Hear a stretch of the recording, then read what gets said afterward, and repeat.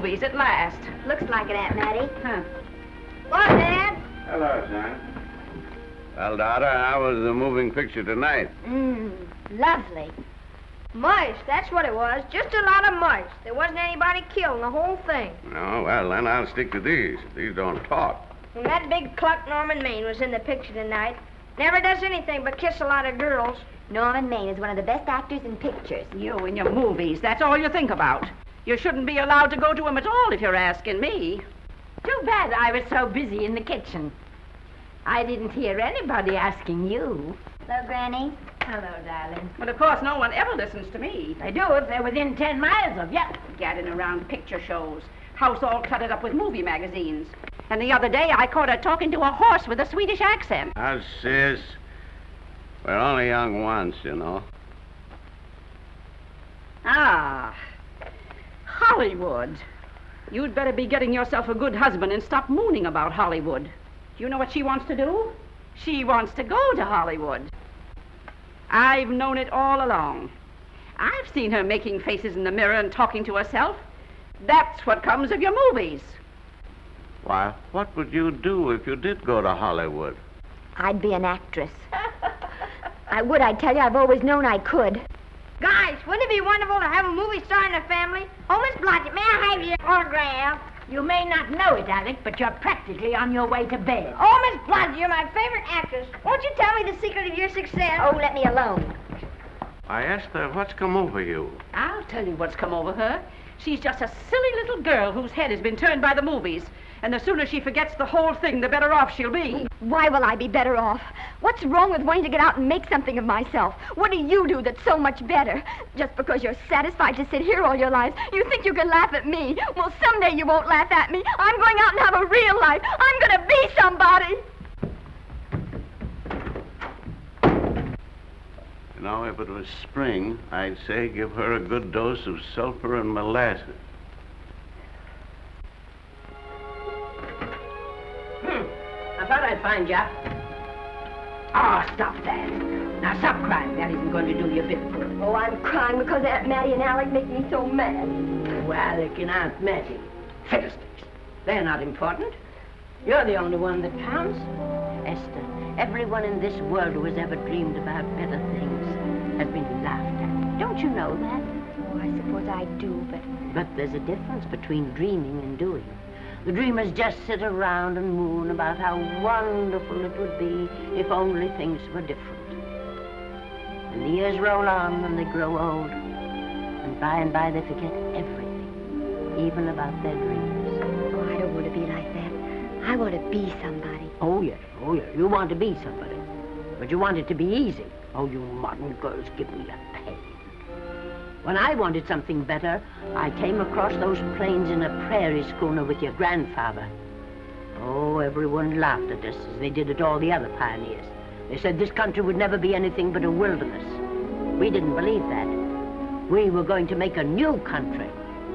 Besides, we wanted to see our dreams come true. Oh, Granny, it must have been wonderful. It was wonderful. But don't you think for one single minute that it was easy, Esther Blodgett. We burned in summer and we froze in winter. But we kept right on going and we didn't complain because we were doing what we wanted to do. Can you understand that? Yes, I can. Could you do it? Could you do it even if it broke your heart? Because remember, Esther, for every dream of yours you make come true, you'll pay the price in heartbreak. Oh, I know what I'm talking about. You may not believe it, but I was a young girl once. And a very pretty young girl. A lot prettier than you are. And I was in love with your grandfather. And when some Indian devil put a bullet through him, I felt as if it had gone right straight through my heart, too. And I remembered all he taught me. And I went right on. I buried him out there in that wilderness with my own hands. And I went right on that same day. And I kept right on going, even when your mother was born. Oh, Granny, I want to make it worthwhile.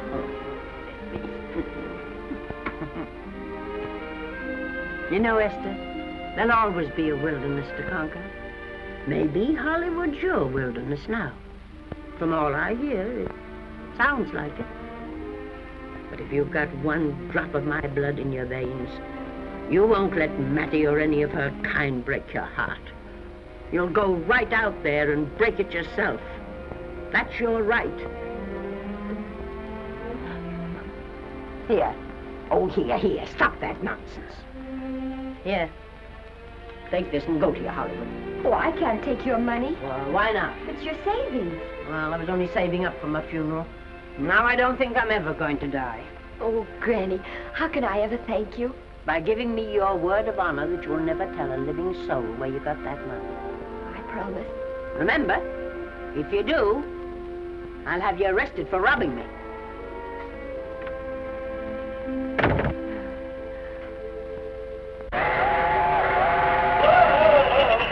Here we are. I'll help you, Granny. Oh, I can make it, dear. Oh, nice. Cold. I kissed Dad goodbye. Just a little kiss. He didn't even wake up. I bet you didn't try that on your Aunt Mattie. Oh, Aunt Mattie. Think of her face when you tell her. I am thinking about it. I've waited for that chance for 30 years.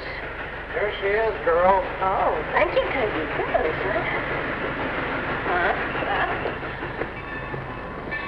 Well, come on. Here's your prairie schooner.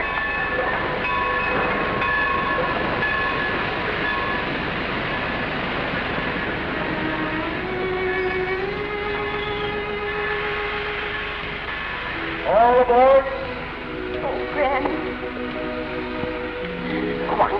Go on. Goodbye, Granny. Goodbye. I'll be waiting for you in those movie pictures. Don't tell Mattie. You know, my eyes are not as good as they used to be, but my ears are all right. So you remember, talk up good and loud. All aboard. Bye. Bye. Bye, Granny. Bye.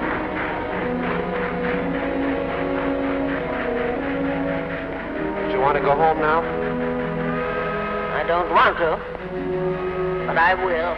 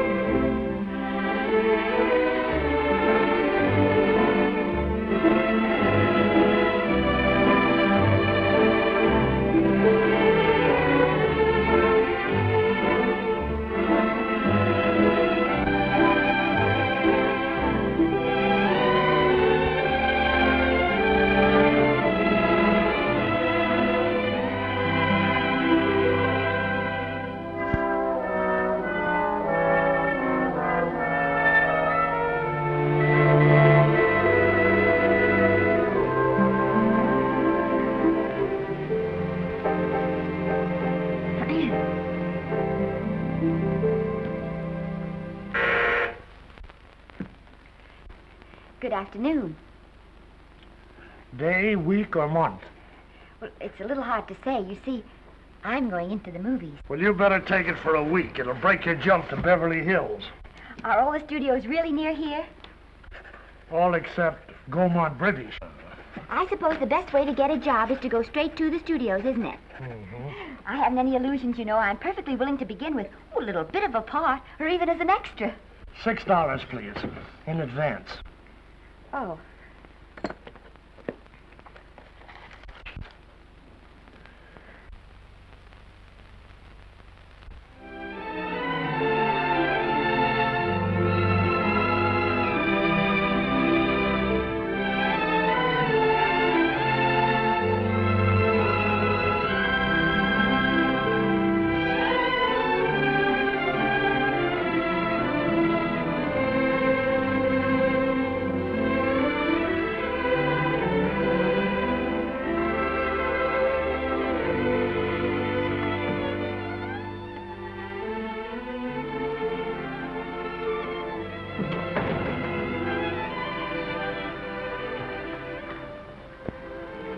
I beg your pardon. I'd like to register for extra work. How long have you been in Hollywood? Well, it's about a month now. We haven't put anyone on our books for over 2 years. Come here. I'd like to show you something. Casting, try later, casting, try later, central, try later, central, casting. Every time you see one of those little lights flash, it's somebody asking for a job. Every time you hear them say, try later, it means there isn't any job. You can't keep the girls at the switchboard long. They go crazy. Every one of those little lights thought it was going to be a star. You still want to go in the movies?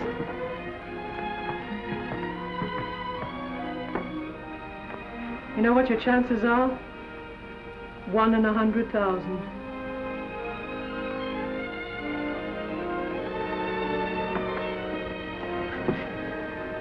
But maybe I'm that one.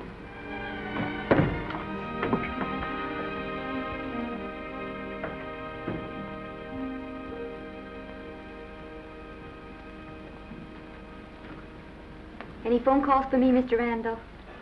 Oh, no. Jesse Lasky and Sammy Goldwyn must be writing letters instead. How's the luck today? There wasn't any. Maybe you don't go at it in the right way. Now, take Danny McGuire here. He knows the ropes. Don't you, Danny? Sure, I've had him around my neck for years.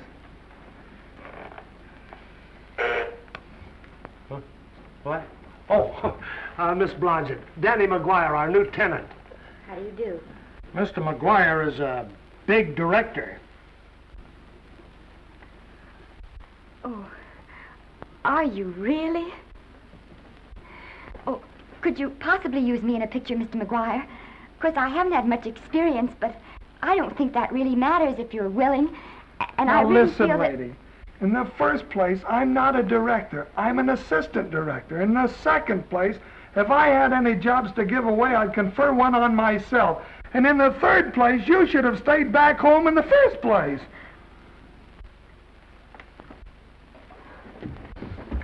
Oh, now look what you've done. Hey, wait a minute.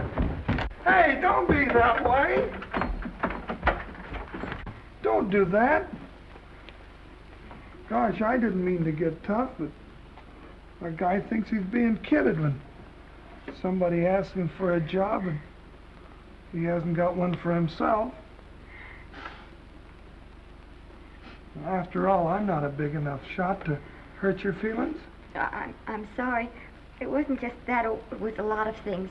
Looking for a job every day and never getting any nearer to it. I guess I was beginning to get a little scared. I know. Lady, do I know. Well, there's only one thing to do for that feeling when you're tired and sunk and down to your last nickel. Come on and I'll buy you a drink.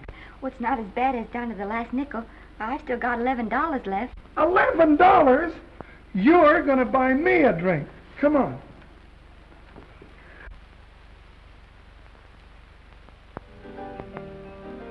That's right, George. There's nothing like a little rum to take away that milk flavor.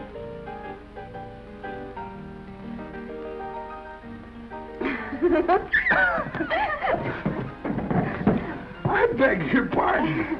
Certainly.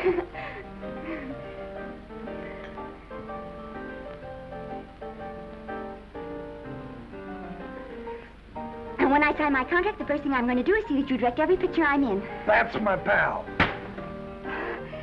Of course, I'm going to be perfectly nice about it, but I'll just insist. Now, that's the way to talk. Don't let them lick you. No, I should say they can't lick me. If they try anything like that, well, I just won't sign. Now, that's right. What have you got to lose? Another one of these and we'll open our own studio.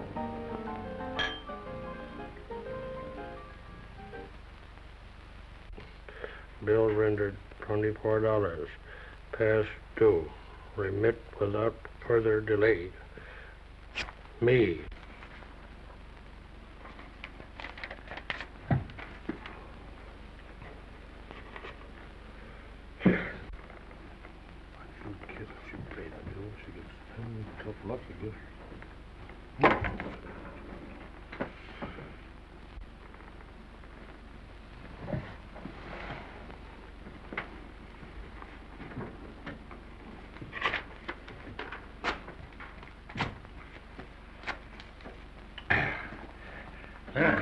Fifth race. Tri-cap. Who's riding tri-cap?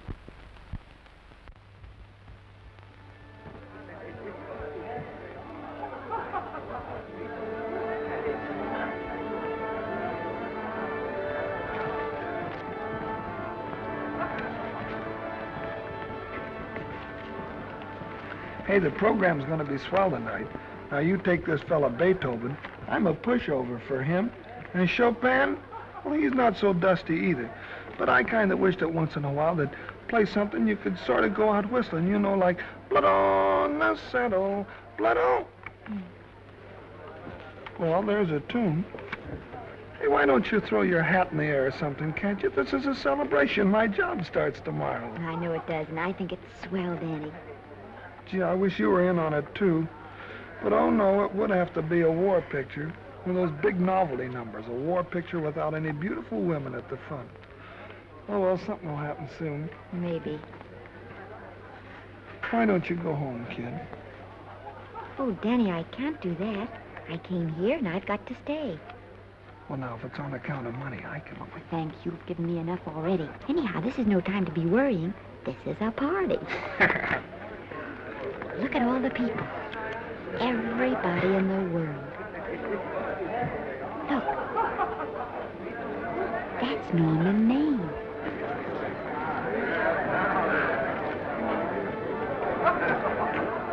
And he seems to have had that one extra cocktail.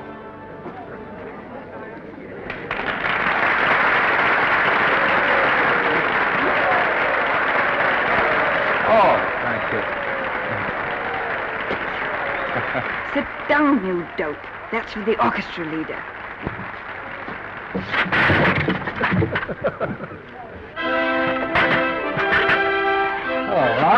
Hello, Norman. Oh, Mr. Mr. Maine, put your arm around Miss Regis. Otto, this is a Hollywood bowl. Oh, afraid of crowds. Go on, get out of here. What's the matter? You getting too big to bother with photographers? Don't want any pictures taken now. Oh, is that so? Well, supposing I take it anyway. If you do, I'll shove that brownie number 2 of yours down your throat. Thank you, Mr. Mayor. Stop it! Stop it! Stop it!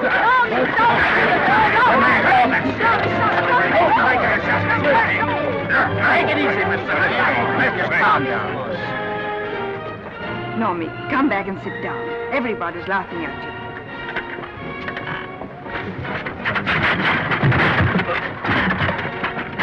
All right. Hi, Norman. Is he always like that? Well, I suppose he has to sleep sometime. Oh, and he's so wonderful on the screen.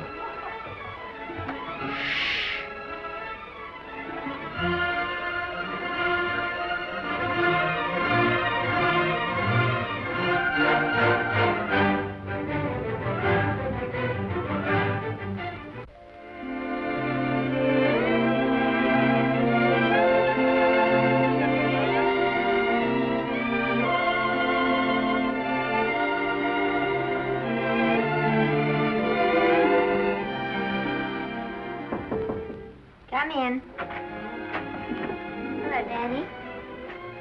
What's the matter? Well, believe it or not, I got a job for you.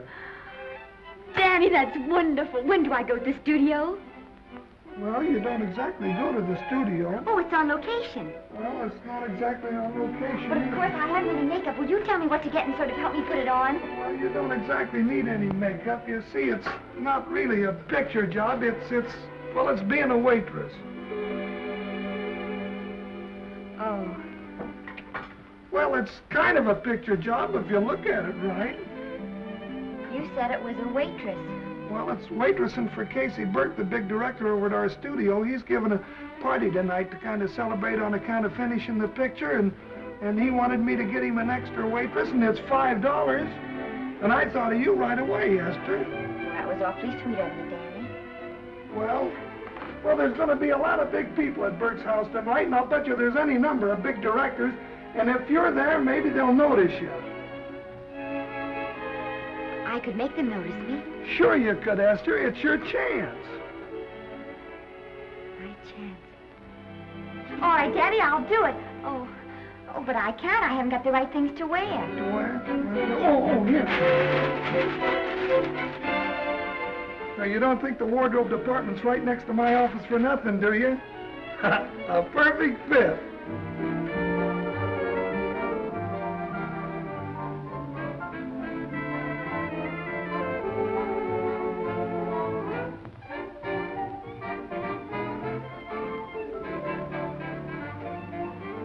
Did you get to the preview last night? I did. Would you like a little hors d'oeuvre? They are very nice. Oh, thanks. Well, what did you think of the picture? They should have saved it for Thanksgiving. What a turkey.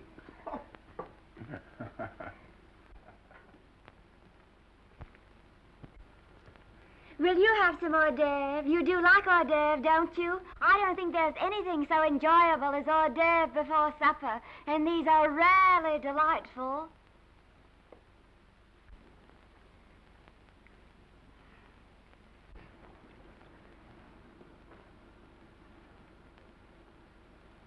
And at the finish, the kid turns around and sings the lullaby to its mother. Pardon the big boys, but would you like a little hors d'oeuvre? They say they're the best in town. Don't tell me. I know. Mae West. That's a great twist. But where are you going to find a 2-month-old baby that can sing? Hello, Oliver. Oh, hello, Casey. You want to fire me now? Wait till you see the picture. I'm not a director anymore. I'm a male nurse. What's the matter with the picture? A guy by the name of Norman Maine. His work is beginning to interfere with his drinking. Oliver, don't tell me I'm to direct his next picture, too. Mm-hmm. You were my favorite producer. Now, wait a minute. You just go right on with your directing. I'll take care of these stars. I know how to handle them. I had a serious talk with Norman after that Hollywood boat occurrence, and you don't have to worry any more about his behavior. Excuse me, Mr. Niles. Mr. Libby of your publicity department is on the telephone. He says it's most important, sir. It's about Mr. Maine. Thank you. Oh, it's probably just some little thing. Of course, Oliver. I'll turn on the radio and see if they've called out the National Guard yet. Hello, Libby. What's the good word? Mr. Norman Maine, America's Prince Charming, was apprehended driving an ambulance down Wilshire Boulevard with a siren going full blast. He explained he was a tree surgeon on a maternity case. Well, will it be in the papers? No, it won't be in the papers. But that's a nice, expensive hobby of yours, keeping Mr. Maine's informal entertainments out of the public press. Oh, that's fine work, Libby. Try and see that no one gets to Norman. He's probably home sleeping it off. Oliver. Yeah. Why can't you forget those dopes at the studio for one night? Business, business all the time. I don't know what's going to become of you. Norman! Why didn't you call for me? I'll bite, darling. Why didn't I call for you? In case you've forgotten, I was supposed to come here with you. Oh, that's all right. I got here without any trouble. The only reason I don't slap your face. Yes, darling, I know. Hello, John. Oh, hello, man. What's the matter with Oliver? He looks as if he'd had bad news. Hello, Mary. What's the matter, old boy? Maybe I'm wrong. I guess I've been drinking too much lately. No, you ought to cut it down. It's bad stuff. Scotch and soda.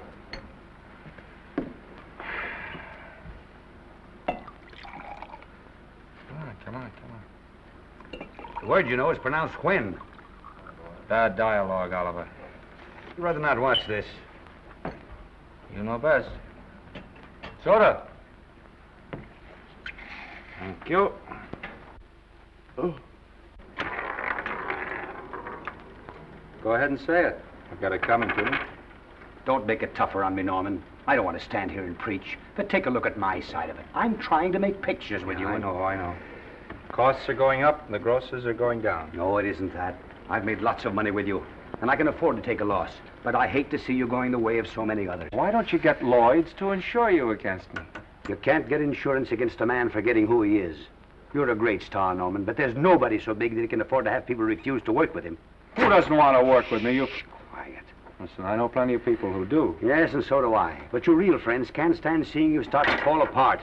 What do you mean by that? The first signs are always the same. Not being able to remember your lines. Cameraman struggling to cover your hangovers. And all because you have to have a good time. Every day and every night. Listen, I've warned you for a long time, Okay, Norman. Oliver, you're a swell guy. You won't lose any money on me. I'll promise you that. I'll be ready for the curtains when the time comes. When it does, here's my epitaph. And now I think I'll, have a little drink.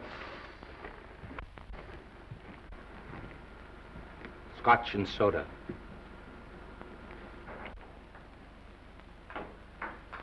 Scotch and soda. Oh.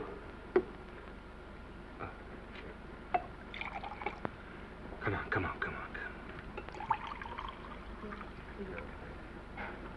A little soda? Caviar? No, thank you. Yes, pardon me. Ah, lovely. No, I mean the caviar. Mm-hmm. No, don't go away. I'm starving. Really. Which would you take? Well, I don't know. Don't you know? Oh, I don't know either. It's hard to choose. Well, I think I'll take caviar. Mr. Maine doesn't care for any more. Do you know me? No. No, Normie doesn't care for any more. I think I shall get very drunk indeed.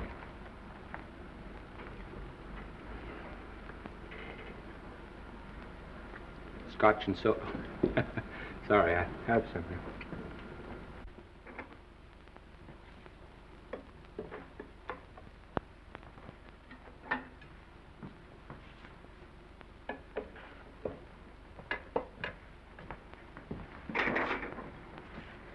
Oh.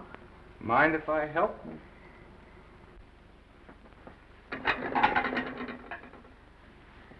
Won't they miss you?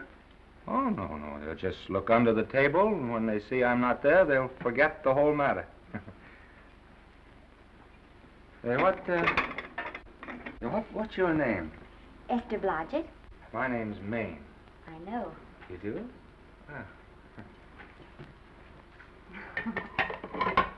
What's so funny? I was just thinking about all your fans and how surprised they'd be to see you here helping me put plates away. Oh, they don't know my finer side. They'd be pretty envious of me, meeting you this way in person. Oh, how do you do? Well, tell me, are you disappointed? Yes. Oh, now you've done it. Oh, never mind that. That makes the room look lived in. Tell me, why are you disappointed? I was sitting behind you at the Hollywood Bowl the night you didn't want to be photographed. Yeah. I'm told I crept into many a heart that night. Oh, I can never explain this. You know, you have very pretty hair. You better get out of here. And a sensitive mouth. And a charming little Precisely why are you here instead of with the rest of the guests? I'm just trying to be helpful. I see. Are you sure there's no other attraction? Well, it might be that my old mania for putting plates away is coming back on me. It's rather odd. I always know where I can find you if there's a pretty girl around. It's not only odd, it's embarrassing. You're being deliberately insulting, Norman. I put up with this for long enough. Dear, don't lose your temper. Remember, we must try to keep the voice low. I know you'll excuse us if we go on with our work.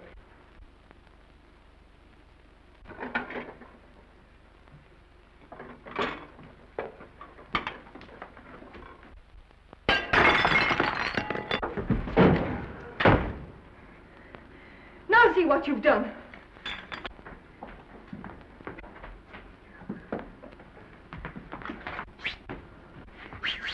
Come here. Help me up. Are you hurt? No more than usual. Come on, the wolves are on us. We gotta get out of here. Oh, I can't. The dishes aren't finished. Oh, yes, they are.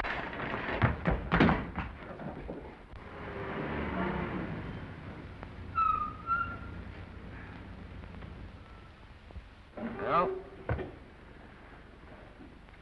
I bet I know what you're going to say now. What? Good night. Good night, and thanks. Hey, wait a minute. Hey, you realize that all I found out about you is that you're foolish enough to want to go into pictures? But why is it foolish? Look at you. Yeah, that's what I mean. No, I'd rather like to go into this matter a little more thoroughly. Oh, that's awfully nice of you. So why don't we go on up to my place and talk it over?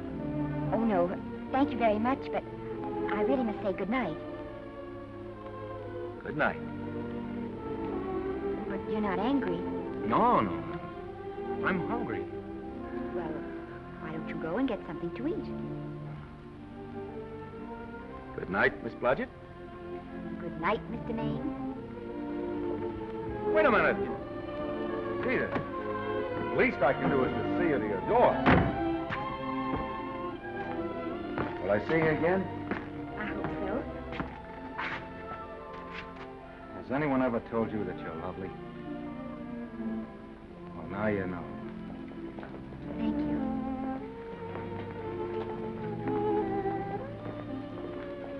This is hard to say, but I want to say it anyway. You know, on the screen, in private life, you know. But whatever I do, I still respect lovely things. And you're lovely. You understand? Yes, I think I do. And it isn't that bump on the head that's doing this. Well, I'm glad.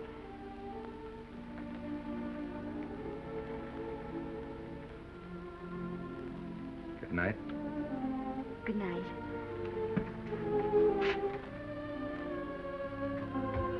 Hey! Do you mind if I take just one more look?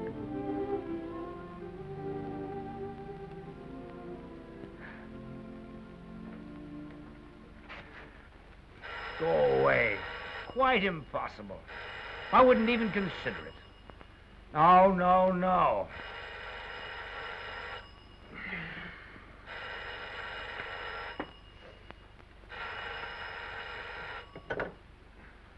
Hello? Who is it? Who? Norman? What have you done now? You're not in jail, are you? Oh. Yes, I see. Oh, it's that again. I see. She's beautiful. Yeah, I know. You want me to give her a screen test? Yeah, certainly. She's got wonderful possibilities. Oh, you know she's got something. Well, you knew all the other ones had something, too. Oh, no. I tell you, Oliver, she's got that sincerity and honestness and a... sincerity and honestness that makes great actresses. Oliver, I am so sure of this girl that I want to take the test with her myself. Listen, Oliver, you've worked hard. You're entitled to a break. You get...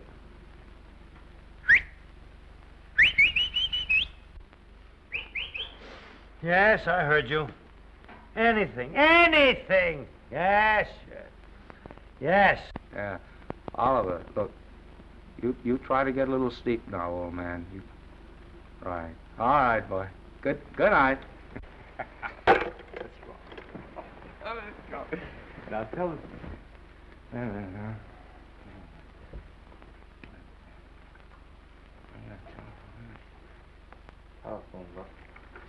Telephone book. What is that telephone book? Hey, Oliver, telephone book. Over here.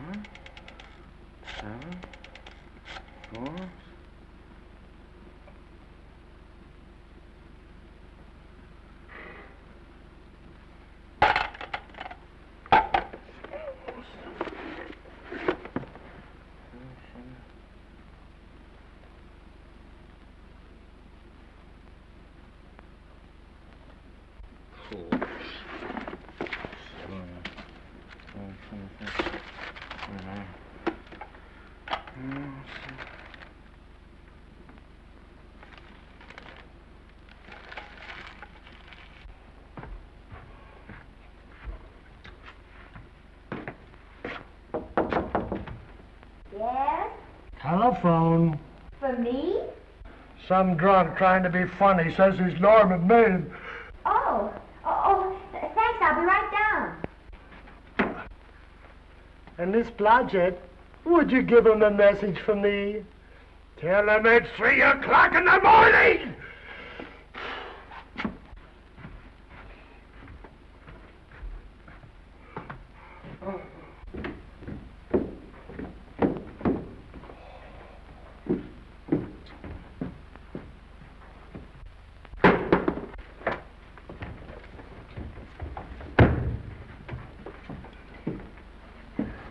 Hello? What?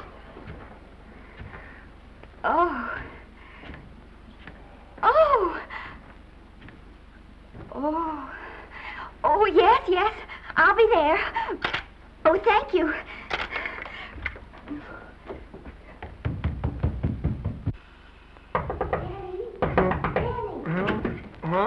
Daddy, what do you think? I'm going to take a test tomorrow, and Norman Main's helping me do it. I'm taking one, too. Garble's assisting me.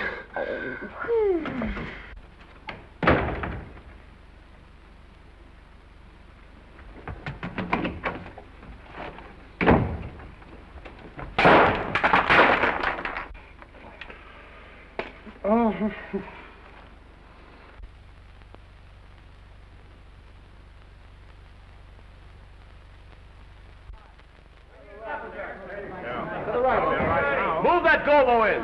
Put a silk on that broad. No, the Yankee. Is this light too hot for you, Haley? Okay, but cut down on your backlight. Put a double on that 90. Bring it down a little. That's it. Now put it.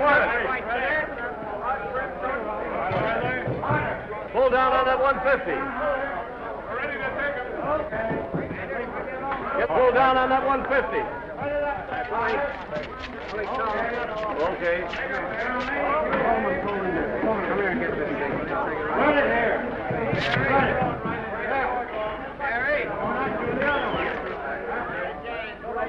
Bring me an apple box. Listen, gentlemen, please, if you don't mind. This is just a test. Ready, Mr. Burke? All ready, Mr. Burke. Ready, Mr. Burke? Ready now, Mr. Burke. All ready, Mr. Burke? Ready now, Mr. Burke. All ready, Mr. Burke? We're ready, Mr. Burke. All right, let's take it. Quiet! Quiet! Quiet! Quiet! Ready, Norman? Yeah. You ready, Miss, what's your name? You'll soon know your name, Esther. The whole world's going to know it. But I'm so scared. Maybe I better not try it today. Oh, come on, now don't be foolish. They all had to go through this. Harlow, Lombard, Myrna Loy, and now Esther Blodgett. All right. I'm ready. This is the take. Roll 'em. Quiet. Hey!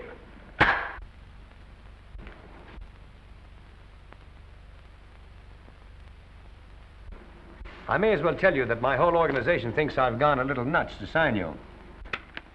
Well, maybe they're right. I've been nuts before.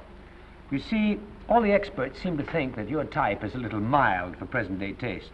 But I rather believe that tastes change, like eyebrows. And I think that also, like eyebrows, tastes are going back to the natural. You look like a nice girl. I think I'm going to like you. That's not important. I think the public will like you. That is important. Oh, yes. I see what you mean. I mean, I know it is. Only don't think it's going to be easy. Nothing you really want is ever given away free. You have to pay for it. And usually with your heart. Someone else told me that once. But you still have to work it out for yourself. Oh, well, all this is just a long way of saying, I'm glad you're with us and good luck to you. And now I'm going to turn you over to our demon press agent, Libby. Don't let him frighten you. He has a heart of gold, only harder. And for the love of Pete, learn to close your mouth and keep it closed, even in your love scenes.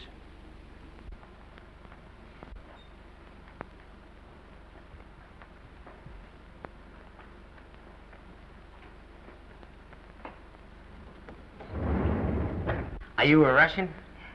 No, I was born in Fillmore, North Dakota. Oh, no. First saw light of day in a mountain cabin, a trapper's hut, high up in the Rockies. Go on. Well, I always wanted to be an actress. Dreamed of footlights as Lonely Kitty. Are you sure there's no Russian in your family? Positive. That's a shame. Well, what does your father do? He's a farmer. Social registerite father. Fed up with hypocrisies of 400, sought wilderness for consolation. There amidst the mountain flowers, he raised another blossom. His lovely little daughter. What's your name? Esther Victoria Blodgett.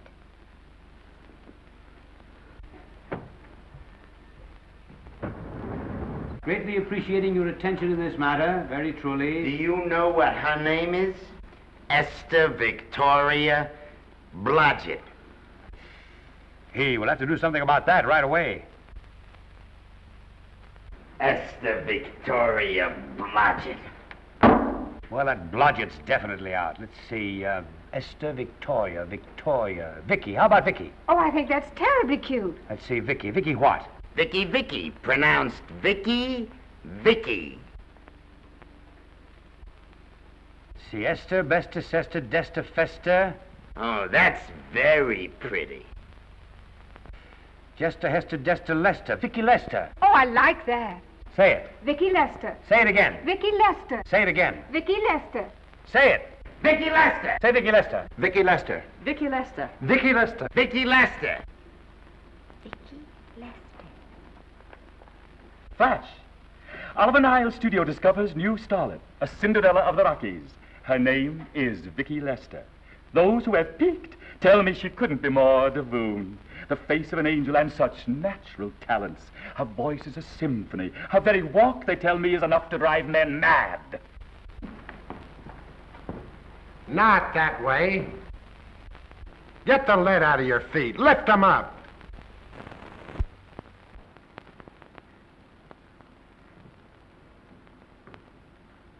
That's better. It's terrible, but it's better. The quality of mercy is not strained.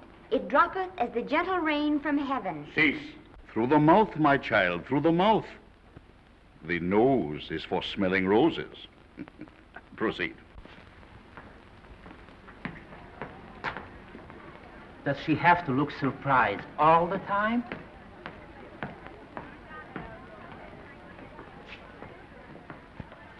Anyway, it's just a rough sketch. Pretty small mouth, eh? Oh, well. Give her that Crawford smear.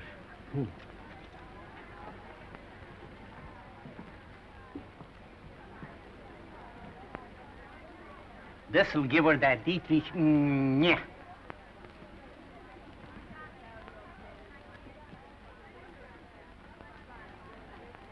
We're on the wrong track. She still looks surprised.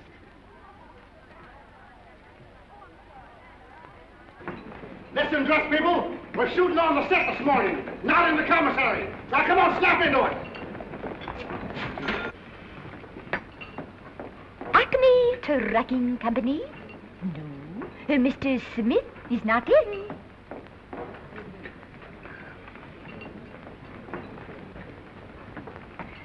Acme Trucking Company. No. Mr. Smith is not in.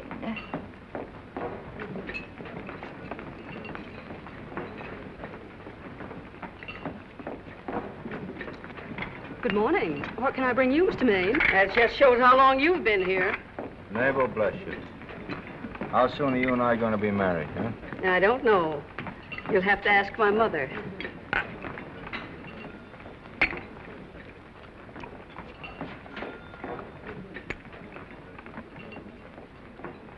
Acme Trucking Company? No, Mr. Smythe is not in. Acme Trucking Company? No, Mr. Smith is not in. Acme? No, Smith ain't in.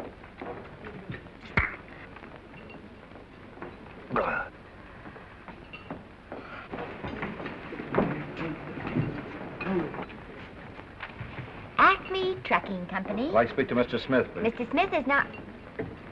Oh, Norman. What's all this between you and Smith? I've got a part. It's only one line, but it's in the picture. So it's ambition that made you break that date with me last night. Well, I had to be here so early this morning, and So did I. I had to stay up all night to make it. you've started your picture, haven't you? No, we're still in the testing stage. You can't seem to get the right girl for the lead. Gee, you'd think with all the girls there are that... Yeah, I know, but this one's got to be different. She's got to be little and cute and sweet and intelligent. It'll blow me down. What? Will close my tired old eyes. Well, what is it? Hold everything. Come on. Come on.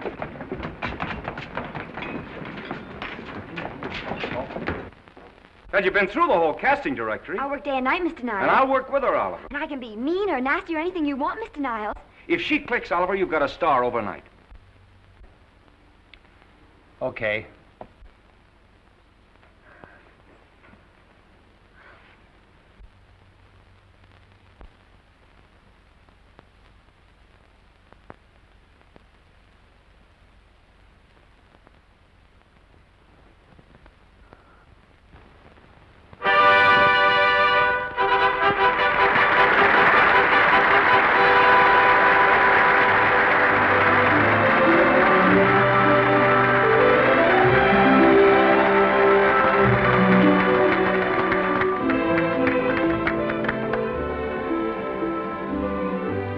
At the end of the picture.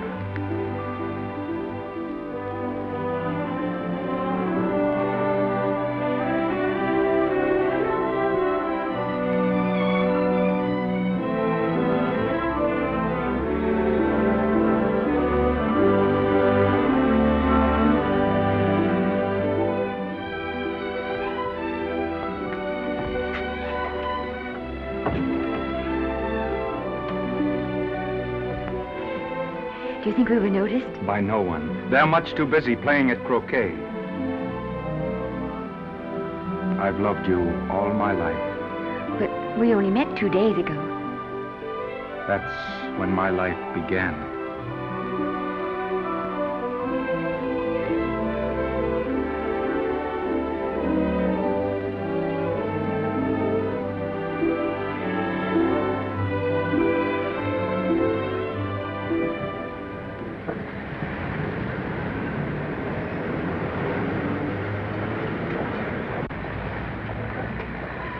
she cute? You know, I think she's the same type I am, don't you? I think she's sweet. Well, it's Vicki Lester's picture, all right. I think she was much better than he was. These producers are so horribly dumb. They won't know how good she is. Well, maybe it's because she's a good girl. Oh, Maine's not so bad, but it's Vicki Lester they'll go to see. Isn't she, darling? I think she's the most precious little thing I've ever seen. The knockout, Libby. You might mention that when you write your review. That Lester kid's a gold mine. Didn't you like Norman Maine? Was he in it? Libby, I'm afraid we have another hit. Huh? It's in the bag, neatly tied up with beautiful pink ribbons. Say, where are Norman and Vicki? I don't know. I thought you had them. I wish they'd come. We're having a party at the Trocadero. Isn't it thrilling running away from people? Norman, it's so exciting, So new. A star is born. Come on, run.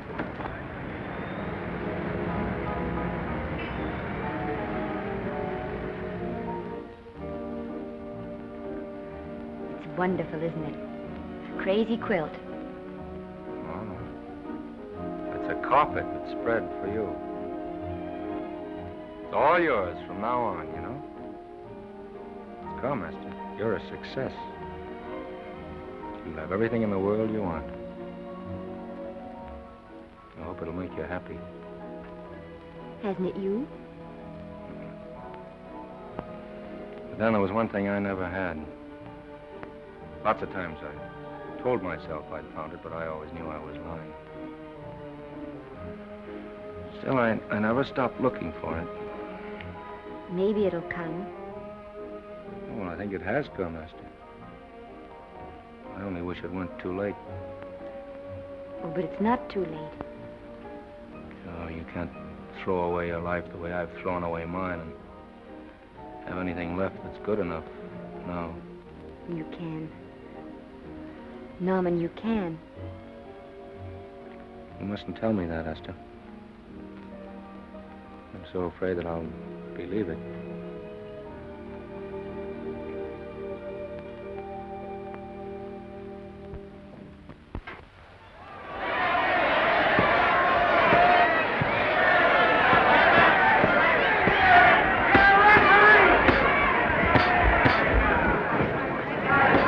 Gotcha. Shoot your right. Swell, isn't it? Lovely. What spots you getting?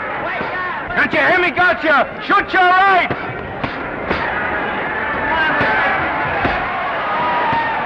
Get down! Gotcha got him! Gotcha got him! He did, didn't he? Yeah, but he'll be up, though. You like it? Sure I do. You like me? Sure I do. Ooh, that reminds me. Will you marry me? No, thank you.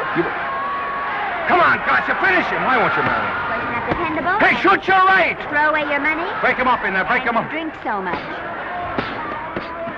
Well, suppose I quit drinking. Yes? Come on, Gotcha, shoot the right in there, the right! Suppose I save my money. Yes? There he goes, let him have it! Suppose I became absolutely dependable on all occasions. Yes?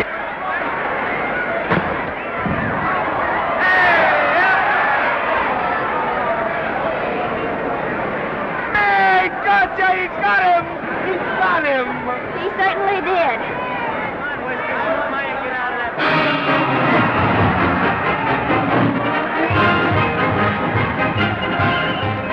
Gee, that's a beautiful fight. Norman. What, dear? Falls after me if I said I'd marry you? No, certainly not. I was just supposing.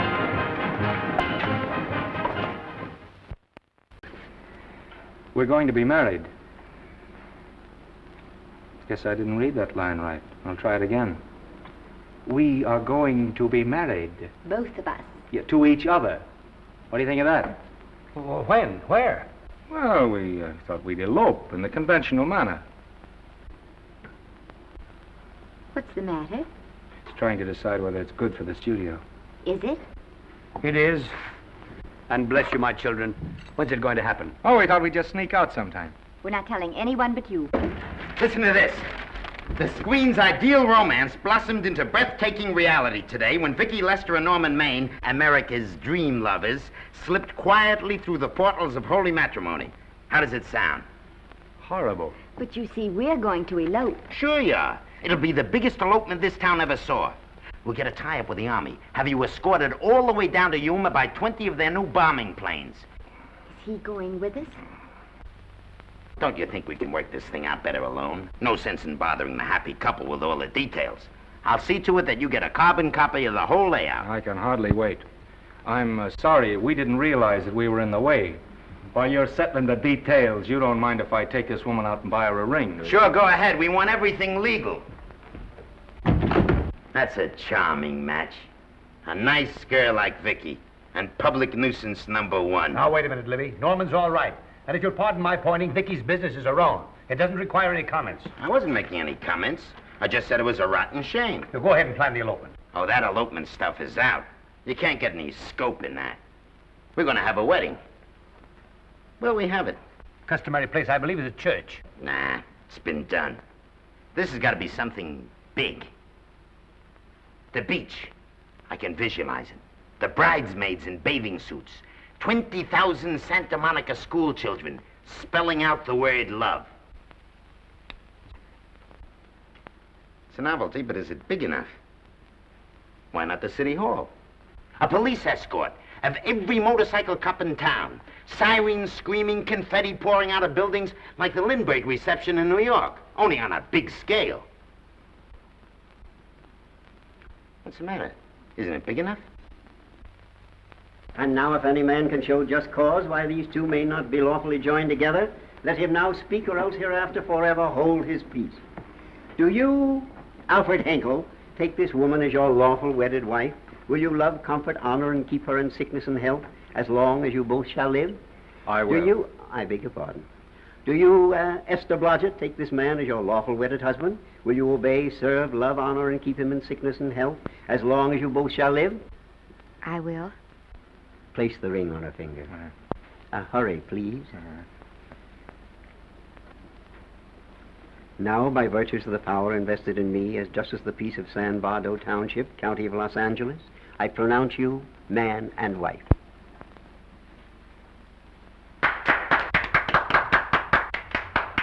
Quiet! And now I must exercise my prerogative of office. I hope you'll be very happy, Mrs. Henkel. Thank you. Thank you, sir. Oh, Thank Danny. you very much. Now, if you'll please sign the license. Oh, yeah. You know, Mrs. Henkel, I can't help but believe I've seen you somewhere before.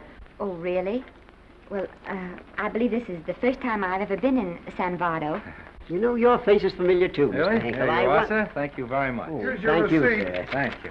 Goodbye. Goodbye. See you again. Yes, goodbye. No, I don't mean I'll see. Oh.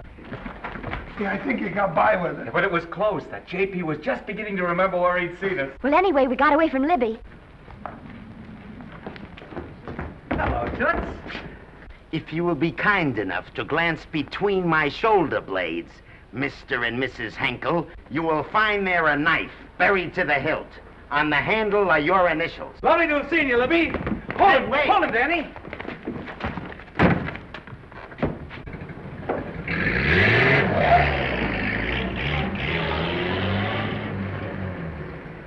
There go a couple of rats I raised from mice. Well, they got a right to get married, haven't they? I haven't got any right to double-cross the public, and I haven't done it yet. Hey! People versus Porky Washington, who is charged with violating Section 600. Young man, you're in contempt of court. Operator, get me the Los Angeles Tribune. I've a good mind to put you under arrest. Wait till I make the score. You wait, too. Tribune, give me the city desk. Johnny, this is Matt Libby. I got a flash for you. Norman Maine and Vicky Lester were married at 2:30 this afternoon. Vicky Lester? Court recess.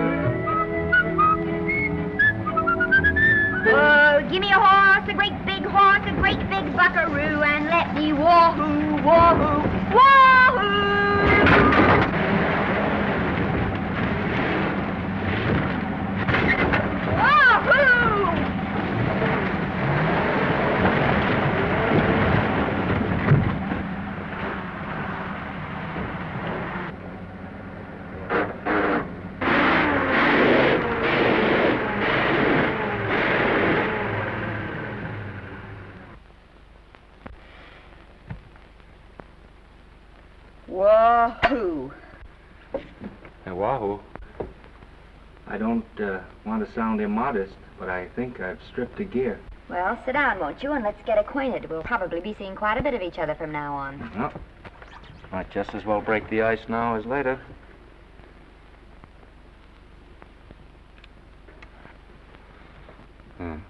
Now we're old friends. Say, have I got time for a shower before dinner? Plenty, if you can find a shower. I never can remember where that thing is. Does it pull out or slide under? Here, I think I can find it. No, it's the linen closet. Here it is. Nice work. Oh, half the time those things are just luck. I'll see if I can disinfect this steak.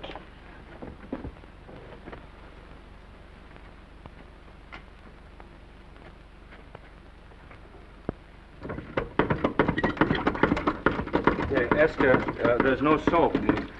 Here. Thank you. Oh, and Esther. Yes, dear? I'll need a washcloth.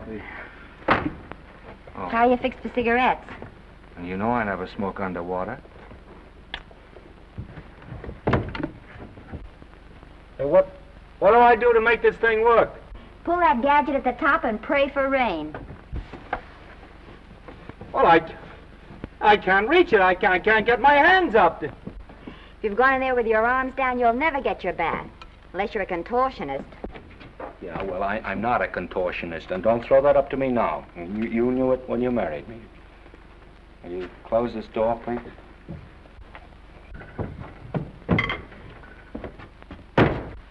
Thank you.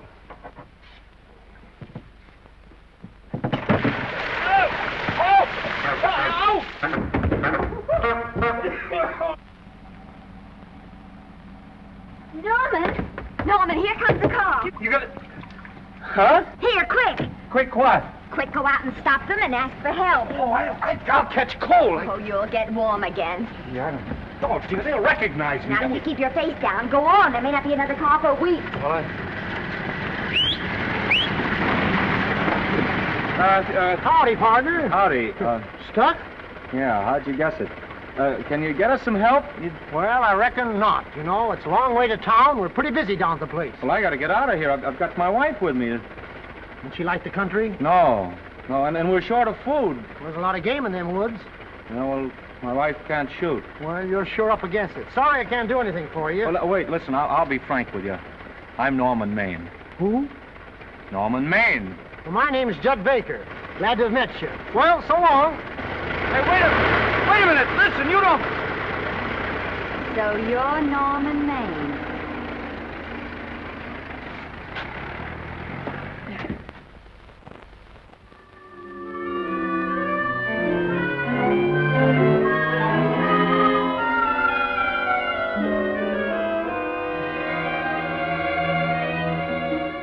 I got my prestige to look out for. I'm supposed to be the best publicity man in the racket. And they laugh themselves sick when I even try to get a decent mention of Maine. Yes, I know how sensitive you are, Libby, and I don't like to see your feelings hurt. Thanks, boss. Now, Vicky, there's a dish for free space. But if Maine swam across the Pacific, the papers would keep it a secret. Well, the exhibitors don't like him, the critics don't like him, the public don't like him, and I don't like him. Who likes him?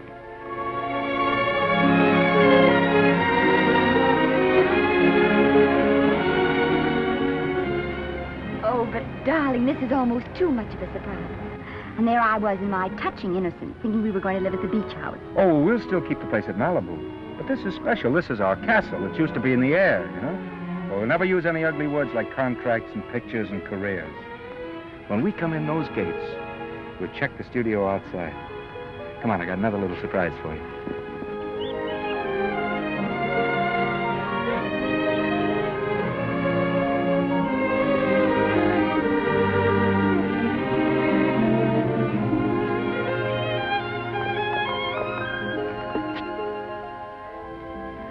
Oh, Norman, it's lovely. So are you lovely. The whole world's lovely. Hey, hold it!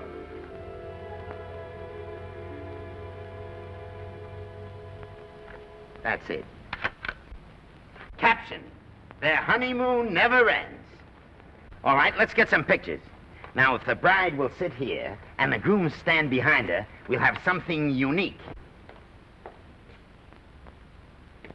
Now let's go after something different. You sit down and she'll stand up. Pretty radical, isn't it? Yeah, but in a nice way. Okay, Otto, fire. Caption, their honeymoon begins anew. Ah, the producer. Caption, their honeymoon ceases abruptly. Hello, Oliver, glad to see you. No, I'm glad you're back. Thank you. Vicky, how well you're looking. Hello, Oliver. Am I interrupting? Yes, thank you. Just want a couple more pictures. That's enough of both of them. What they're asking for is exclusives of Miss Lester. How long? Oh, I see. Well, come on, Oliver, let you and me get exclusive. See you later, Vicky. Oh, don't worry, Otto. My camera smashing days are over. They ain't your only days that are over. Oh, hold that, Miss Lester. Gorgeous. Well, Oliver, how's the dividend situation? Very pleasant. I think we'll show $2 million on the next quarter. Oh, good. Smart move of mine to sell my stock, eh? Oh, well, when you need money, you need it. Well, some people save up for just such an event. You know, there's bound to be a rainy day occasionally. Yeah, but as a citizen of California, I've always refused to admit that. Yes, I know, but still it does rain. Well, anyway, you can thank me for some of those dividends of yours. Mm-hmm. Oh, can't you? Oh, sure, sure. That was a little too quick, Oliver. What's the matter? The Enchanted Hour was a smash hit, wasn't it? Well, it made Vicky a star overnight. Yes, it should have. What about me? Oh, let's talk about business at the office, Norman. Beautiful pool you have here. Beautiful. Oh, now let's talk about it here. Didn't they like me? Well, maybe the part wasn't just right. That was the best part of the year. Look, Oliver. Do you think I'm slipping? Can you take it? Yeah, go ahead. The tense is wrong. You're not slipping. You've slipped. Oh, my fan mail's still big. Norman. Fans will write to anybody for a photograph. It only costs 3 cents for a stamp, and that makes photographs cheaper than wallpaper. But every 25 cents they pay for a theater ticket buys them the right to be a critic. And your last few performances, Norman, have not pleased your critics.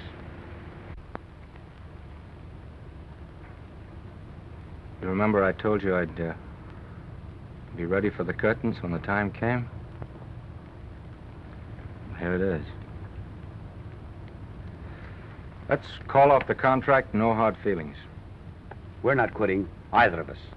There's no explaining these things. We've all seen how the public turns. Maybe we can turn them back. I've got a swell script lined up for you.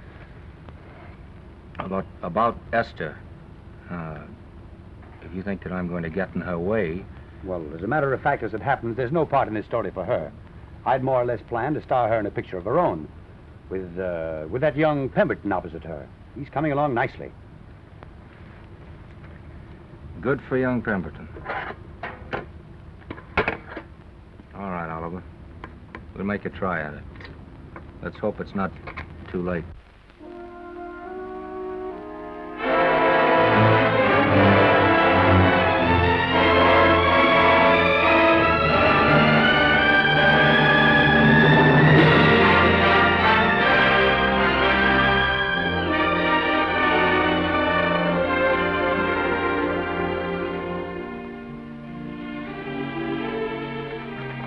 No argument.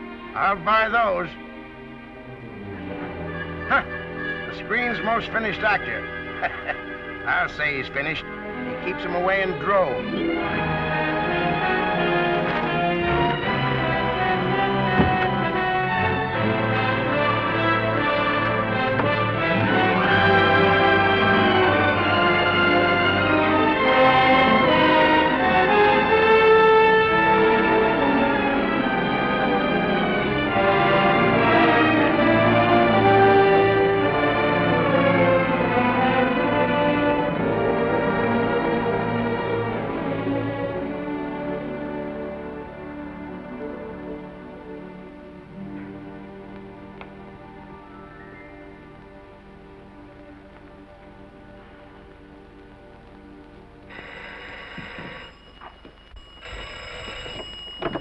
Hello?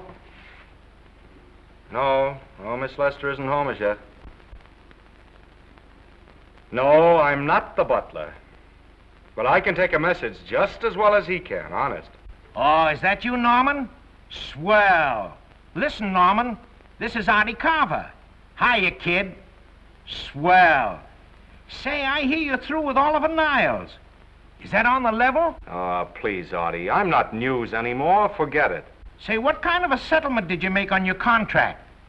Give me a figure so I can do a story on it. There was no money involved. We just called it quits. Okay, I'll fill in my own figure. Say, by the way, I've been trying to get an interview with Vicky for 2 weeks, but she's always busy. How about you giving an old pal a break by speaking to her for me? Sure, I'll ask her. Swell.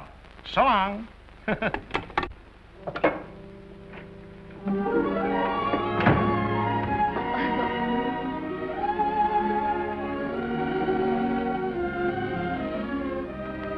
I didn't mean to be late, darling, but Casey wanted All right. You're here now. What's new today? Nothing. Haven't been out of the house. Let's go somewhere tonight. No. You're tired. We'll stay in. I'm not tired, really. Oh, yes, you are. You've got a hard day ahead of you. Anyway, I see so little of you, I'd like to have you to myself. Oh, but it's the servants' night out. We haven't any Yes, we have. I fixed a little snack with my own lily white hands. I'm learning to cook in my spare time. Then I think I'll marry you. Oh, I get it. You want to make an honest cook of me, huh? Comes in on wheels in this joint.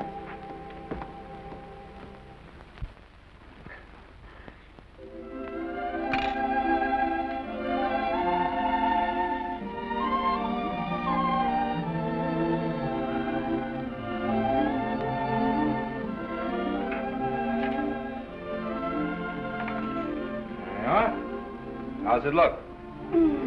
Wonderful. Huh? That's what I thought.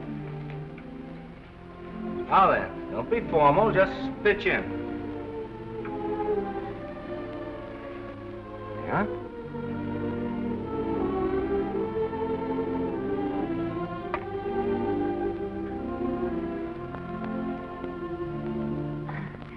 I'm afraid my mouth's not quite big enough.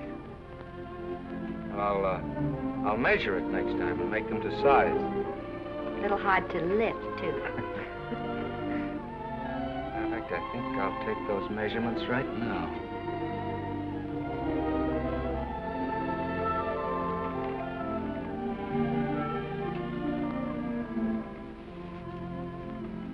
And that's what I wait for.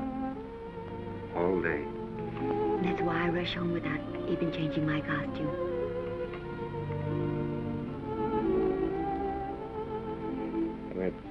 We're forgetting that we're hungry. Would you like a sandwich? Thank you. I still have a little work on this one.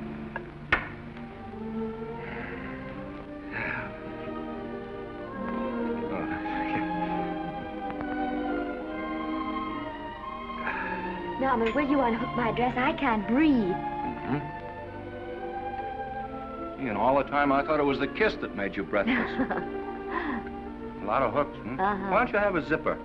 That's a good idea. You got it? Oh, yes.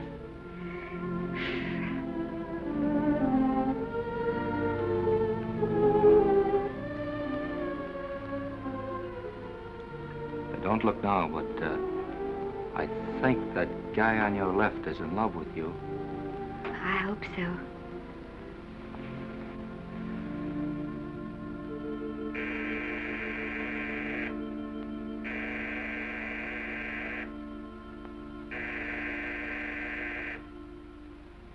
It's the doorbell. Is it? Maybe they'll go away. Oh, I never do at a time like this. Here. Just a minute, dear. I'll be right back.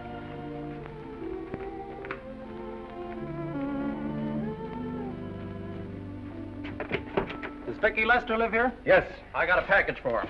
I'll sign for it. Who are you? I'm her husband. Oh, sure. Sign right here, Mr. Lester.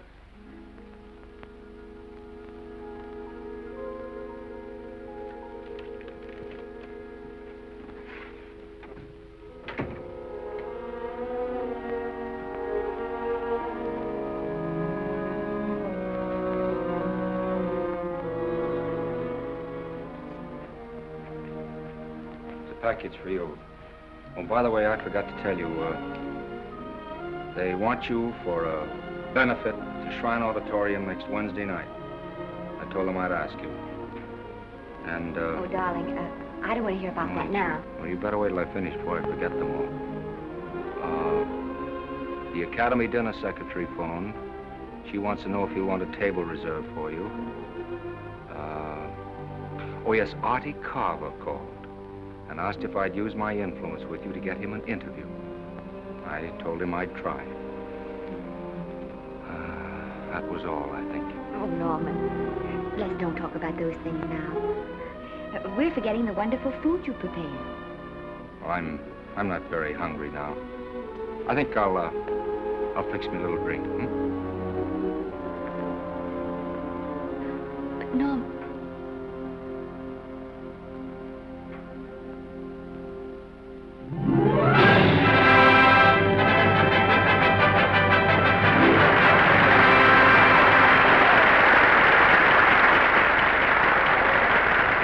Norman would come. Oh, stop worrying.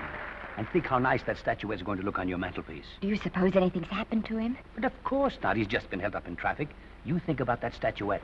And now we arrive at the climax of the annual dinner of the Academy of Motion Picture Arts and Sciences, the highest award within our power to bestow.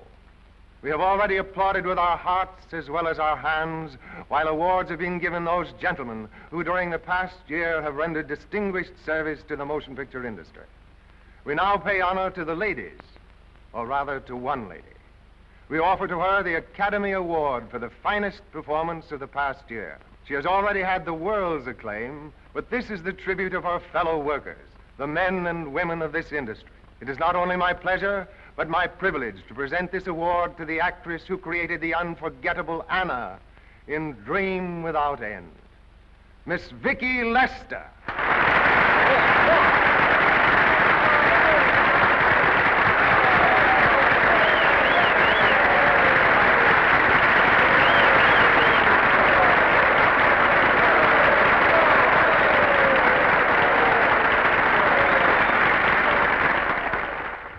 What more can we say, Miss Lester? This says it all for us.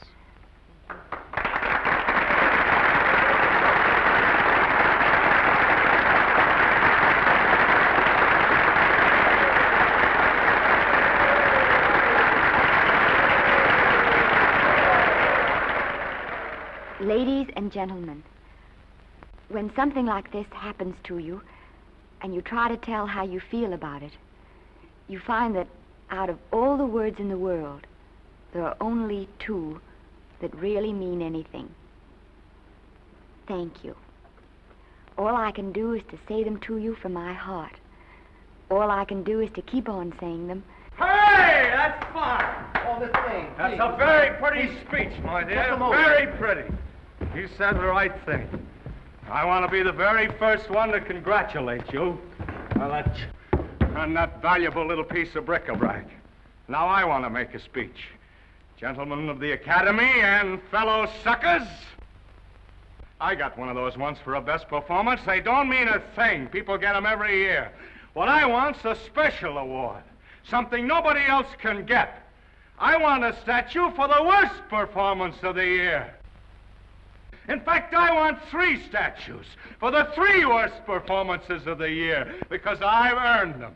And every single one of you that saw those last masterpieces of mine knows that I've earned them. Libby, start the music. What I'm here to find out is, do I get them or do I get them? Now answer yes or no.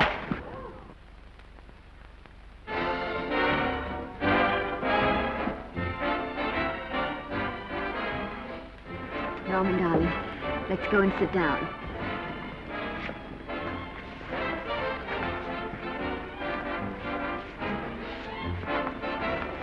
Come on, Owen, sit to that. Glad to see you, Norm. Hello, Norm. Hello, Norm.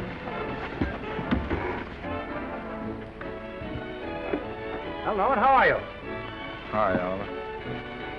My dear, do let me congratulate you. You must be terribly proud and happy tonight. Thank you.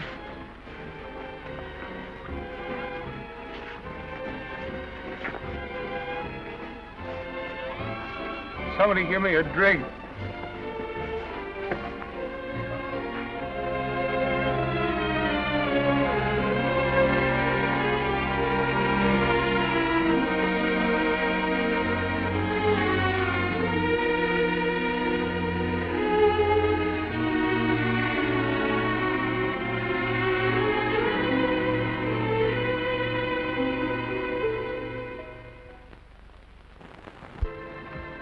Oliver, it's nice of you to come to my dressing room. Vicky, how are you? I've missed you. Everyone's missed you. Have a nice trip. Well, a 3-month tour of the theater circuit scarcely comes under the head of pleasure.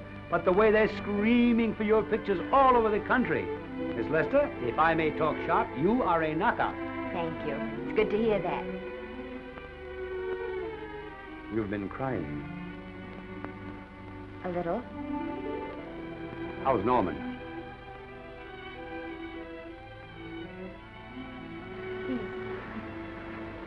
Well, he's trying awfully hard, Oliver.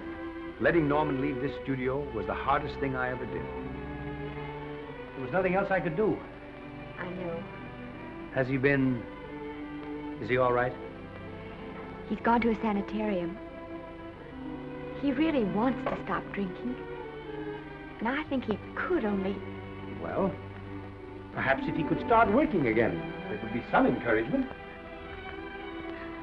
Oh, Oliver, could you do that? Yes. Oh, thank you. But he mustn't ever know I told you. He won't know, and you mustn't worry. I want you to keep up your good work in this picture. I'll try, Oliver. That's the one thing I can do for you.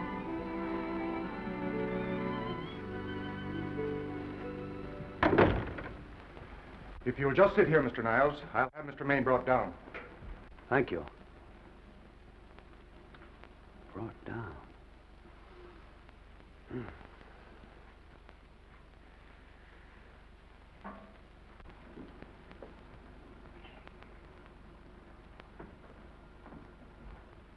Hello, Oliver.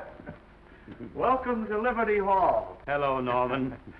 Well, no, Mr. Niles isn't slipping me a case of scotch, Cuddles. This is just a handshake.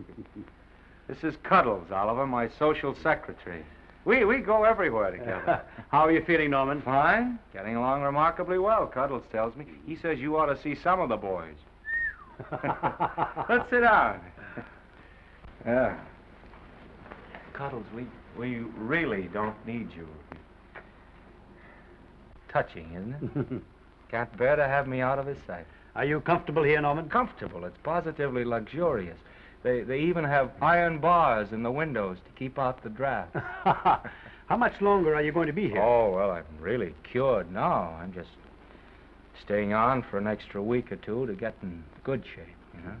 After all, there's no particular hurry to return to the cameras. That's what I wanted to talk to you about. I've got a script with a fine part for you in it. Gee, Oliver, that's great. That's great. Who plays opposite me? Well, it is not exactly the lead. Young Pemberton's doing that. But I tell you frankly, I consider your part better than the lead. Oh, I see. It's better than the lead. Well, of course, it isn't terribly long. But it's one of those parts that makes an impression on you. They'll be thinking about you all through the picture. Mm-hmm. Well, the thing is, Oliver, I'm pretty well set at another studio. I'm not at liberty at the moment to tell you which one. You know yourself how those things are. Of course. But it's a big picture. It's one of the biggest of the year. Mm-hmm. And the part. Every actor in Hollywood would give his teeth to play it. See. Well, that's fine, Norman. Naturally, that will tie you up for a while. But we won't get to this picture for some time. And perhaps, if you want to consider it for later on, well, we'll be... I'll tell you, Oliver, you'd better not count on me. See, I've got several pictures lined up after this one, and they're talking to me about England. You know, they're doing some very interesting things over there, you know? Mm-hmm. Hey. What is it, Cuddle? Speak right out. We all love you. Your dinner. Oh, yeah, we dine at 5:30 here. Makes the nights longer. Well, goodbye, Norman.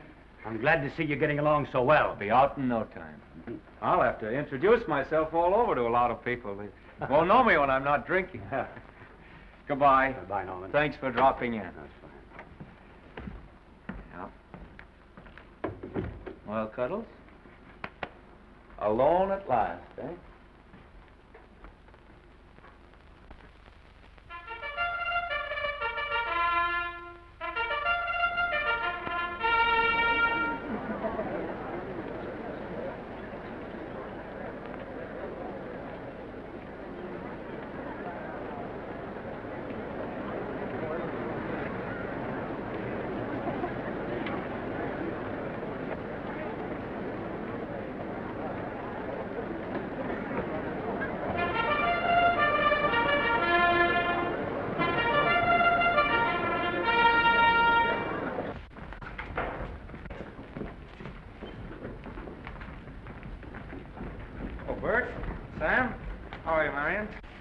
Hello. Hello.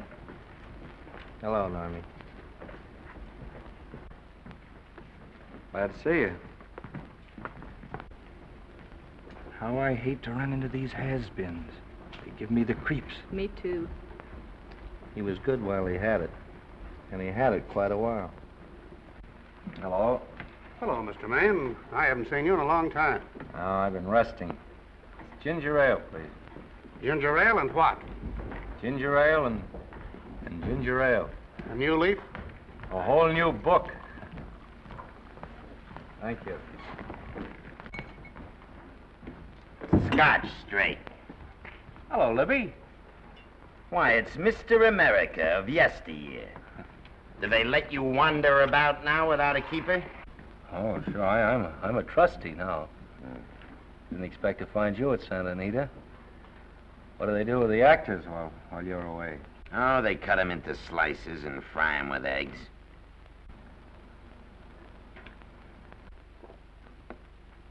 I suppose you'll be here all the time, now that you've retired from the hurly-burly of the silver screen. Well, we're living down in Malibu now, and pretty lonesome with Esther away working all day. Well, I wouldn't squawk about that if I were you. It's nice to have somebody in the family making a living. Oh, wait a minute, Louie. I don't want to forget that we're friends. Friends, my eye. Say, listen, I got you out of jams because I had to. It was my job, not because I was your friend. I don't like you, and I never have liked you. Nothing made me happier than to see all those cute little pranks of yours finally catch up with you and land you on your celebrated face. Pretty work, baby. Always wait till they're down, then kick 'em. I don't feel sorry for you. You've fixed yourself nice and comfortable. You can live off your wife now. She'll buy you drinks and put up with you even though nobody else will. We're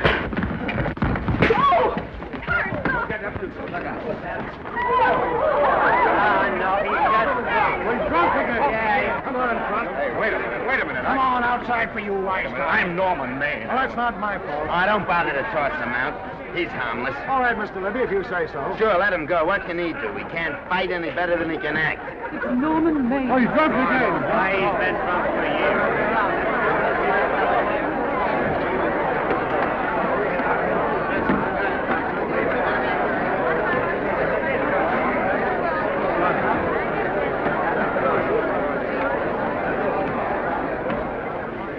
Give me a scotch. Double. Leave the bottle here.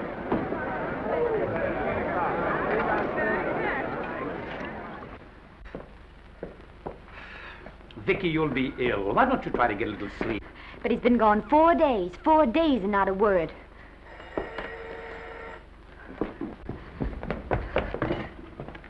Oliver, I can't. I just can't. Hello? No, this is Oliver Niles speaking. What? Where? Thank you. What is it? Nothing, nothing. Oliver, tell me. He's in the night court. He's been arrested on a drunk charge. Now, he's all right. He isn't hurt. I'm going right down and get him out. I'm going with you. Vicky, it isn't any place for you, and if it gets in the papers, What do there'll I be... care about the papers? I'm going with you.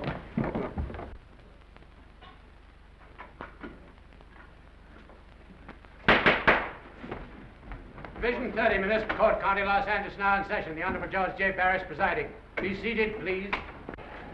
Were you able to do anything? Judge wouldn't even see me. Ready, Your Honor.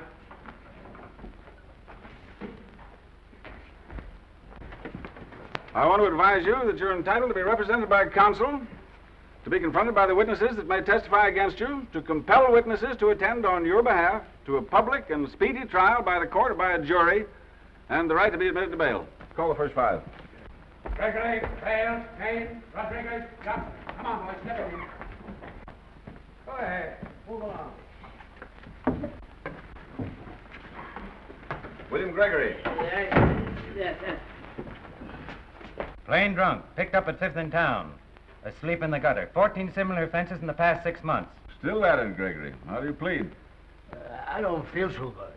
I didn't ask you how you feel. I asked you how you plead. Guilty, I guess. When did you get out the last time? Just before Christmas. Well, I'm sorry you'll have to miss New Year's, but you'll be out in time for Washington's birthday, 60 days. Milton Rails. Plain drunk, picked up on Brooklyn Avenue, given treatment at receiving hospital, then removed to jail. How old are you, Rails? 17, sir. Did you take a good look at those men in the cell with you last night? Yes, sir. And have you taken a good look at yourself this morning? Oh, no, sir. I suggest that you do. $5 or 2 days. Sentence suspended. Oh, Judge, Alfred Henkel, more commonly known as Norman Maine. Drunk and disorderly. Cracked car into tree at Sunset and Coronado. Evidently been drinking for days. Resisted arrest and injured one of the arresting officers. How do you plead? Guilty. You're Norman Maine, the actor, aren't you? You've come pretty low, haven't you? There isn't a man here who's had the advantages you've had. Look what you've done with them. You're nothing but an irresponsible drunk, driving about the streets with the power to inflict death or injury on innocent people. I think we'd better deny you that power for a while. 90 days in the city jail. Please wait.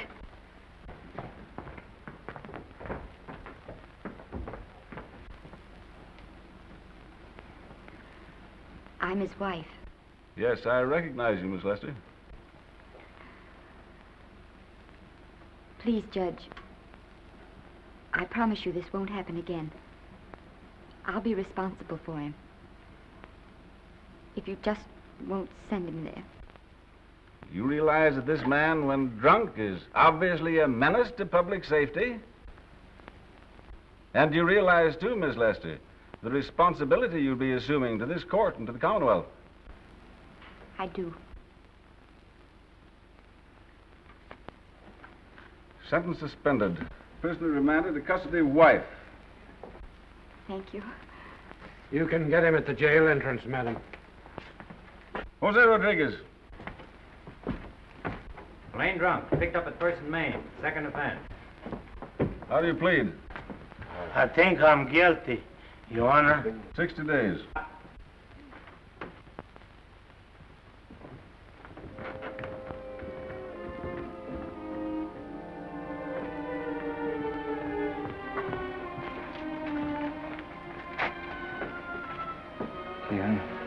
I'm so tired. Hold it, Mr. Maine, for picture. Oh, no. What about a statement for the press? Oh, no, please.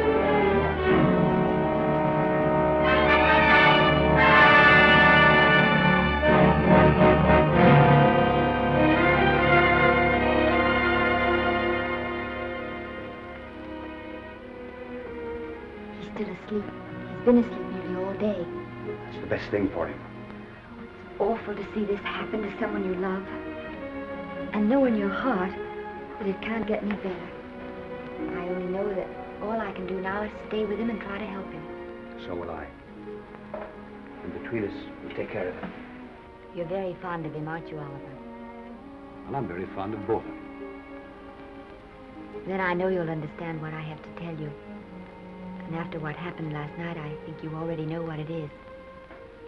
I can't do any more pictures. I'm going away for good with Norman. But you can't do that, Vicky. You're at the very peak of your success, and you've worked so hard to achieve it. That's what's been wrong.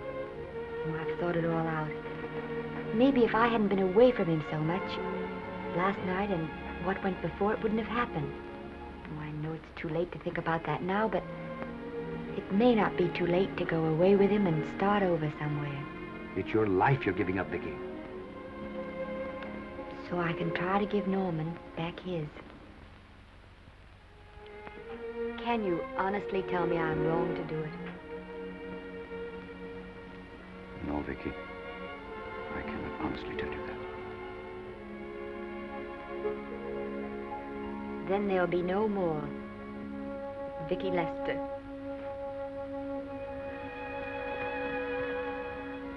Come on, walk to the door with me.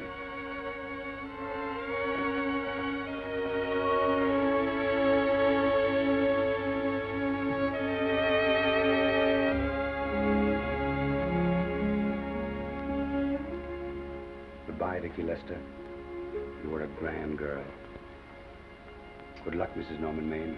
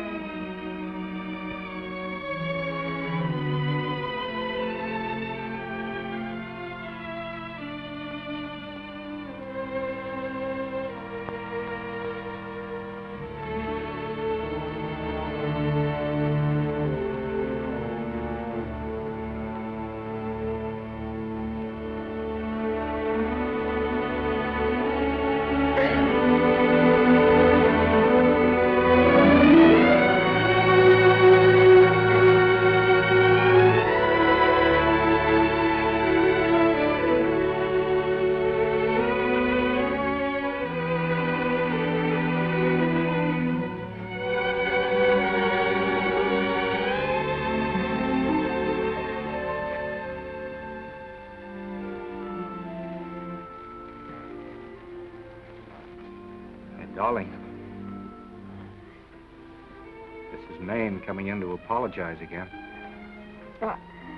I'm sorry, dear, but it isn't you. What other troubles have you got? None. I was just playing a scene with myself. Now look, I'm just coming out of the jitters and you're just going into them. This is a swell household. Isn't it? I'll tell you what we'll do. I'll promise to brace up if you'll go on the wagon. I guess I have been drinking too much. You know what I'm going to do? I'm going to be an athlete. You mean with great big muscles and everything? Well, roughly speaking. Gonna join the YMCA? It costs too much. And I'm going wading out in our front yard. Now? Sure. Would you like me to go with you? Sure, if you'd like to. No, me. I don't think I will. It might spoil this beautiful, natural wave. Yeah, I guess that's right. But, darling, look, could you have a hot toddy, some hot soup for me when I come back? Some hot soup? Yeah. And I'll make some of those nice sandwiches. Norman, do you have to?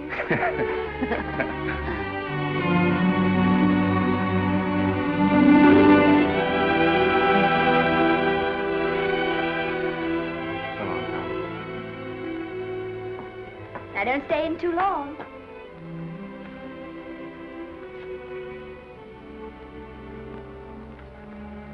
Hey! You mind if I take just one more look?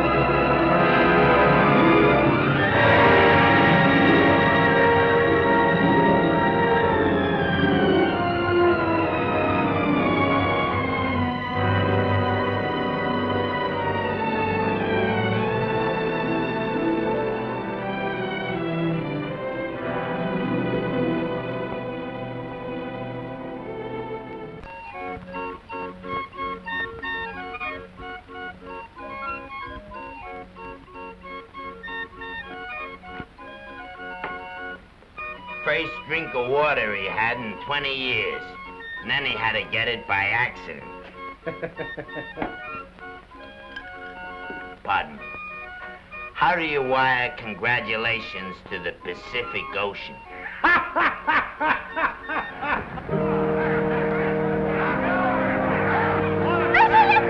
Oh, you can't see her face. Hello, Vicky.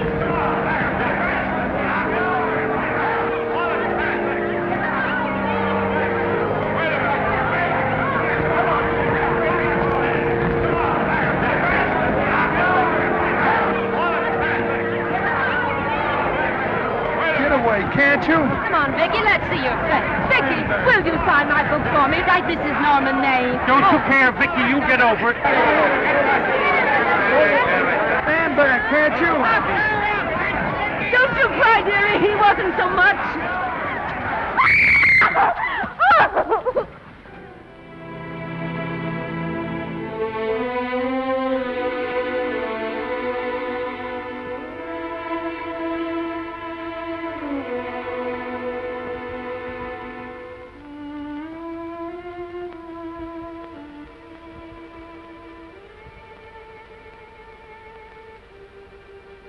Do you mind if I take just one more look?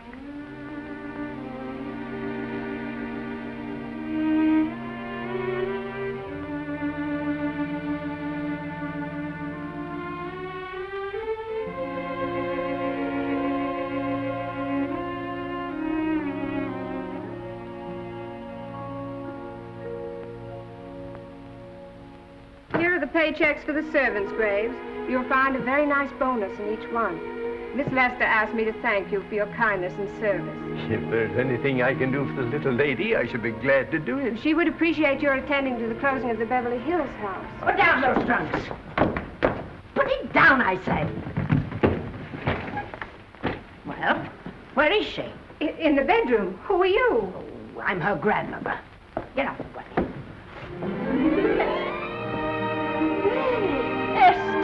Granny, darling. Oh, I'm so glad to see you. What made you come? Oh, I know when I'm needed. Now get out of here. Go on, get out of here, all of you. I want to talk to my granddaughter alone. I came just as quickly as I could. But I'm going home. I sent you a wire yesterday.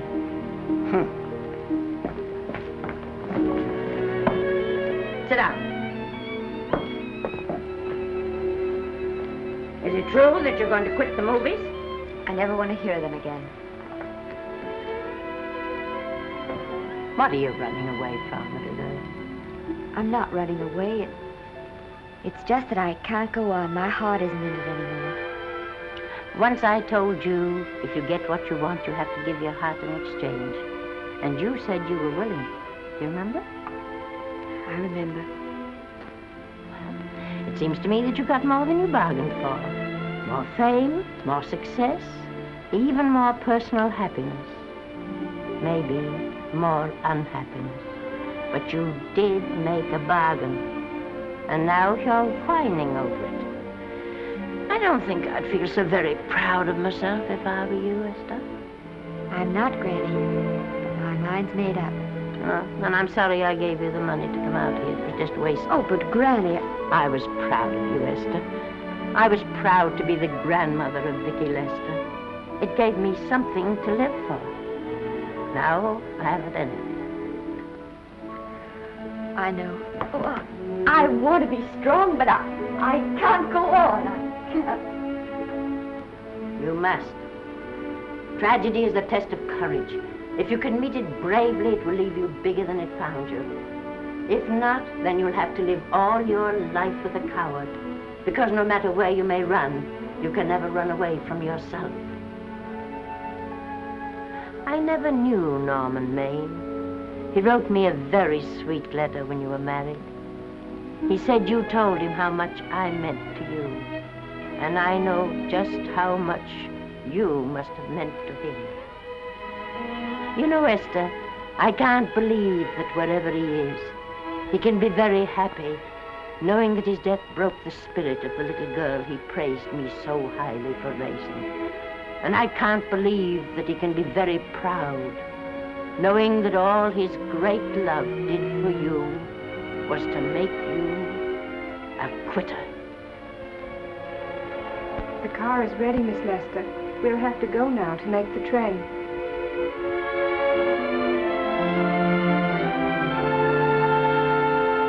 Put the car back in the garage.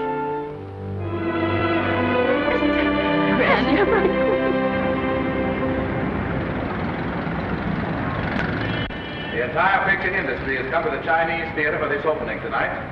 It has come to pay tribute to a great star on her long-awaited return to the screen in what has been called her greatest performance. It has come to pay tribute to the girl herself. The girl who has won the heart of Hollywood. The girl who has won the heart of the world. Miss Vicki Lester. And if I'm not mistaken, Miss Lester's car has just driven up. Yes, it is she.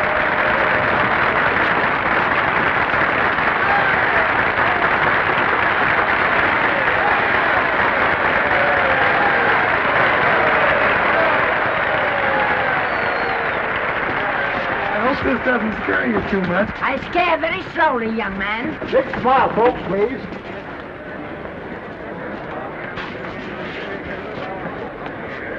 They'll have your mug, I mean your face, plastered across half the papers in the country tomorrow.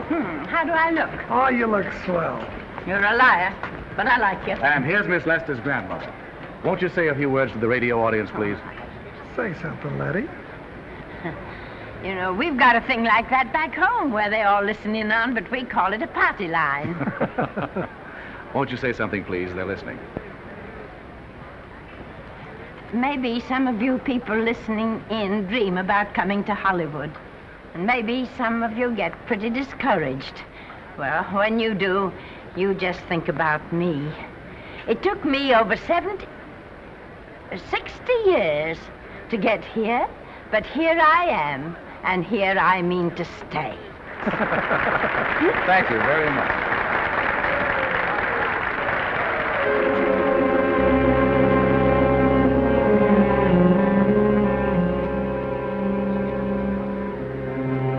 Miss Lester. This microphone is on an international hookup. Throughout the world, your fans are hoping that you'll say a few words to them.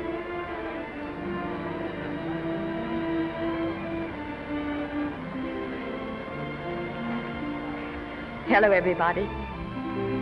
This is Mrs. Norman Maine.